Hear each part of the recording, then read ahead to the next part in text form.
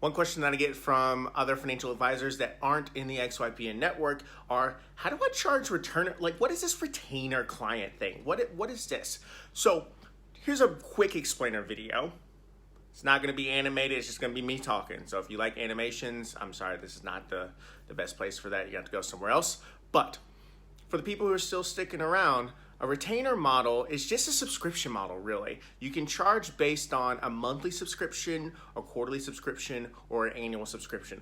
I don't recommend you do an annual subscription because if you charge retainer fees 6 months in advance, then you run against custody, and you don't want to run against custody. That is something that it just has too many compliance hurdles after you trigger that. So what I generally recommend is that you either do quarterly or you do monthly.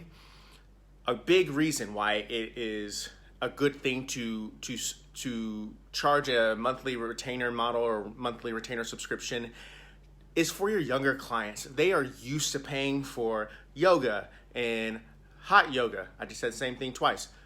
Netflix, car subscriptions are becoming a thing. They're used to paying monthly subscriptions for a lot of different objects, so you can just position yourself along with those things. You can say, hey, well, I noticed that you're paying, after having a prospect meeting with them, I noticed that you're paying whatever for your Soul Cycle class. However, if you work with us, we will be able to make sure that you're making the right financial decisions. You say that you want to buy a home, you say that you want to pay down student loans, you pay us a monthly fee, and we'll be basically the financial advisor in your pocket that knows the context of your life story and is able to help you make financial decisions within that context. And that's how you can sell it.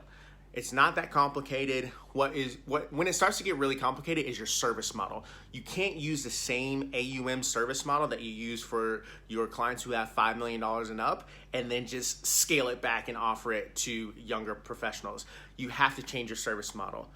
And in doing that, that means you can't just you have to service them on a monthly basis. You can't just meet with them once a year and then assume that they're going to be okay paying that service. You have to provide value always. That may not be a meeting. That may just be an update. That may be, hey, we saw something that was interesting in your income statement. We think that it might be time to ask for a raise, or hey, we saw that you're paying too much in taxes. It might be time to reel that back and submit another tax form to your employer. So you get the drift, right? Like, that's not something that's really complicated, but just make sure that you're not phoning it in, because people can sense that. It's really easy for young people, especially young ambitious people, to really suss out, okay, this person is not being serious. They're not taking my concerns seriously, so I'm not going to sign up with them. Because if you've heard of XYPN, there are about 600 or 700 planners that do take it seriously. And if you're going to compete at that level, you need to make sure that you're doing it the right way and that you're approaching it genuinely and with authenticity. But that's it. That's a real quick primer for you guys. I think that it's the future. It makes sense, especially with the clientele that you're going to be searching for.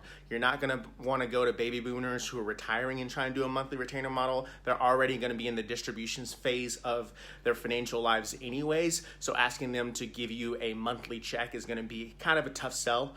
But for people who are just accumulating, they haven't gotten there yet. They may have, $50,000 in the bank, but they make $300K. Those are the types of people that are really going to embrace that monthly retainer model, and it'll help you with your income, because revenue, if you're charging on AUM, especially if you're charging quarterly, you're only getting paid quarterly.